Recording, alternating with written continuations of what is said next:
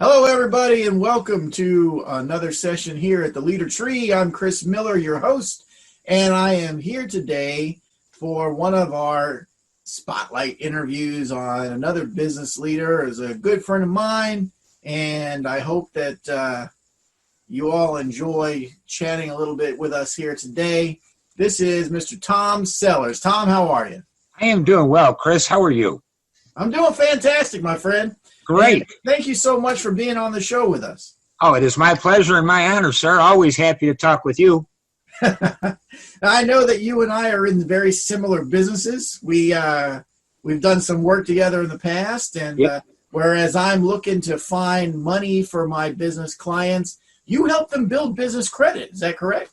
It is. It is. What we do is we help a business build credit for just the corporation and keep it away from their personal credit, so they can keep their personal credit at home where it belongs and their business credit in their office where it belongs. Perfect. Absolutely perfect. Because as a factoring business broker, one of the biggest problems that I run into with some of my clients that are, especially if they haven't been in business too long, is that they're using up all their personal credit for things. Yep. And they're using up all their personal assets as collateral to get all these things that they want, and they don't realize there's a better way and a safer way. I cringe every time, and I've heard it a ton over the years. Somebody does something, and then they come to me thinking, "Oh, might have made a mistake." But when they tell me, "Yeah, I just took a second mortgage on my house," I'm like, "Oh my God, why did you do that?" There's a lot of things I hear that I cringe from, but the upside is when it's done properly, we can fix it.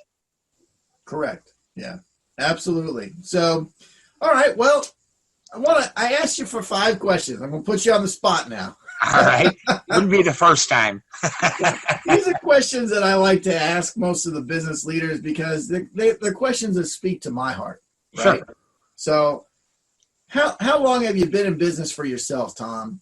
I started out the end of 2015, so the end of this year we will have made it 5 years. Okay. Which You is a have big another benchmark. side business too, don't you? You have a business where you're helping people get leads. Is that correct? I do. I started that about 18 months ago. So the two actually work very well together when I'm dealing with business people. Fantastic. And how has your business experience and the concept for working for yourself helped you grow as a leader? Well, there's a few things that I look at, and I don't know, I'm certainly no guru, and nothing I'm going to say is new news, but I'm going to say it anyway because that's what I do. The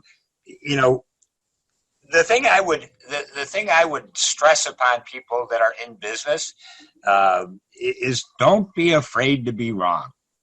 Lose the ego. Very good. Too many times what happens, and I was guilty of it myself when I first got started, is like, hey, I know how this works better than anybody. Trying to impose your will is not always the right answer. And I kind of tied that together with, just on that fact alone, since I've been in business, I have learned a ton from people who know very little about what I do. What they do know, though, and the things that I've learned from them, are different ways to go about finding people to talk to. Social media is a huge thing that, quite frankly, I'm an old guy. Is like, social what? So I've learned a lot of things from people, and you have to keep an open enough mind to listen to the people that you work with. Now, does that mean you're going to take every single suggestion? Probably not. But you should have enough of a non-ego to listen, think, and say, hey, wait a minute, this might be something worth trying. Yeah, absolutely. And that kind of goes into my second question, which are, what are the top 3 qualities or traits that you look for that you think are important for people to be successful as business leaders? Okay. Well, like I said, the first one is don't be afraid to be wrong. That might be the biggest one. Don't be afraid that if you try something and it doesn't work, scrap it. Find something else, which ties into the next thing. You have to hold yourself accountable. We can tell ourselves every lie we want to tell us. We can give every excuse we want to tell us. We could take the today's conditions. Well, everything's closed up and people are on lockdown, and I may as well just wait till it all opens up again. Well, that's certainly justifiable. Probably nobody'd argue with you, but it's dead wrong. People are still doing things, and as long as people are still doing things, we need to help them do it. And then my last and perhaps my most favorite is, whatever business you're in, you need to be a student of that business. Mm-hmm. There is no business owner that I'm aware of that can look me in the eye or you in the eye and say, I know everything there is to know about my business, period. If you ever reach that point, it won't be long, in my opinion, that a young person will be an up-and-comer and say, hey, wait, I see how to do that, but I know a better, faster way. And that new person is going to leave you in the dust if you don't look at things like market conditions and new trends and better ways to do things. So, again, to me, the most important thing is be a student of your business. Be on the lookout and constantly learn as a student. Absolutely, my friend. It reminds me of a moment in my past that I've never forgotten. And back when I was in the Army, I was a private just starting off, and we were on a field exercise. Sure. Now, we were going out there, we're setting up, and we got two groups, right? Mm-hmm. One group defending, another group attacking, right? So now in the middle of this secondary group is attacking. Everybody's scrambling over here. They're trying to figure out where the first sergeant went, right? Mm-hmm. So I'm looking all over the place. Everybody's looking all over the place. I happen to find the first sergeant sitting up in a tree. I'd only been in the Army for a week, maybe a week and a half at the time. Okay. And here's the first sergeant sitting up in a tree. And I'm like, what are you doing up there, first sergeant? And he said, shut up, Miller, and get up here. And I climbed up that tree along with him, and he sat there, and he explained to me what I was looking at. Okay. He said, these guys are about to do that. And when they do, these guys are going to do this. And sure enough, he was right every single time. Mm-hmm. And I asked him, I said, first of all, how do you know all this? And he said, let me tell you something. Doesn't matter what you do in life. Never stop being trainable and never stop learning. Hear, hear. The moment you do, the world will pass you by. And I swear to God, he's 100% right on that. So I agree with you 100%. Absolutely. That is, in a prior life, I spent 30 years doing something else, and I was very good at it. And there was a time that I thought I was so good that I didn't need any more help, any more training. I didn't need, because I could do it so well. And after a couple of months of not doing it so well and being showed up by people who had been in the business I was in for a couple of weeks, it occurred to me that if you stop learning, you stop getting better. You can't even maintain good after a period of time. That's true. Yeah. So give me an example of how those qualities that you mentioned have served you well in business. One of the things that when I talk about being accountable, I take a very hard line in my business about everything stops with me. It's my name on the company. It's my name when I sign a check. So if there is a problem, and a lot of times, and you know this, I'm sure you've been through this, perhaps somebody on the staff makes a mistake. So do I go to that customer and say, yeah, my staff made a mistake and roll him under the bus? Of course not. That one way or another reflects on me. Perhaps I didn't train the person well enough. Perhaps I didn't give him the right or her the right information when she questioned me about it. In any event, it does not matter. The good side or the bad side, everything ends with me. I had a very Harry Truman of you. Right. The only bad thing about that is Harry Truman died relatively broke. But anyway, that's the right idea. You have to do the right thing. Another thing that, when I talk about learning, constantly learning, It was 2 years ago, well, almost 2 years ago, that I recognized a glaring hole in my business. I've been in sales for the better part of 40 years. And I'm like, yeah, this selling thing is easy. There's nothing to selling. And that was the premise I opened my company on. And I used the premise that when they come in the door, there are not a lot of people better than me at getting them to a deal. The part I didn't know, and the part that I had to become studious about, is I never had to be responsible for getting people through the door. That was a whole new part of the world to me. Yeah. So I had to learn about marketing. I had to learn about lead generation, and I looked and I found it, and we'll talk about that another time, I'm sure. But I have since studied, learned. I feel like I'm in college again, only this time I probably am going to do a little better at it. But if you see a hole, if you see a problem, you have to become a student. You have to find the solutions to that problem, again, because it's your name. It's your business. If you don't do those things, you have two choices. You either do something about it and fix it and scrape your knees a few times learning how to do it the right way, or you say, you know what, this is all going to fix itself, and I can, within a relatively short period of time, you could be out looking for a job again. Yeah, absolutely. Yeah. And you've spoken about these kind of things before on your own podcast. That's great. Yeah, I have. I remember listening to some of that. Give the listeners here the name of your podcast and how they can find you while we're at it. Sure. The name of the podcast that you're speaking of is called Our 2 Cents, and you can find that on Facebook. That we do live every Thursday. We do that from 7 to 8 o'clock Central Time.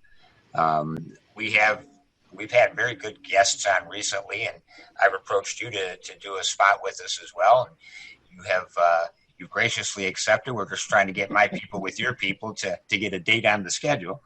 And you can also find that on YouTube at tsellers at Gmail. You'll find that there. Awesome. If you could give a young leader some advice, what they could do to kickstart their future, kickstart their road to success. Right. What's the number one thing you think that you would tell them? Be fearless. First and foremost, be fearless. If you find something that you can bring to market that is going to help people in whatever chosen field that is that you work in, and you are 100% sure that it is helpful, be fearless. Go out there, do it. Again, skin your knees, cuss a little bit if you got to, but keep going. Don't be afraid to screw it up. Don't be afraid to try things that may or may not work, because sooner or later, if you keep after it, you're going to find the things that do. And you're going to do it primarily because in your heart, you know that you have something that will help. Yeah. And that similar advice has also come from some of our friends over at TW3, our mutual friends over there. Absolutely. Because I've had people that we know over there that say to me, I want to get started doing these things, but I have to get everything right first. I have to get every little detail nailed down before I do anything. And my advice to them is always, just start. Right. Fix things later. Once you figure out what's going wrong, then you can fix it. But exactly. If you just wait and wait and wait, you can plan yourself right out of a job, right? You really can. I'll tell you, and those of us who speak TW3 will understand what I'm talking about. We have a step 4. And step 4, quite frankly, took me an entire afternoon to get through. And it took me about 5 hours to put my first campaign together. And I'm an old car guy, so I have a colorful selection of language at my disposal. And when I was going through that, there were words that came out of me I've never heard before. But the bottom line is, I was determined to accomplish it. I was determined to master it and put it into use. And as I was doing that, and I finally got it done, and now I can do that same exercise at about 20 minutes on most days. But the thing that kept coming into my head, and still does, is something Dan Kennedy said not long ago. It does not necessarily have to be perfect. It has to be done. Get it out the door. Yeah, absolutely.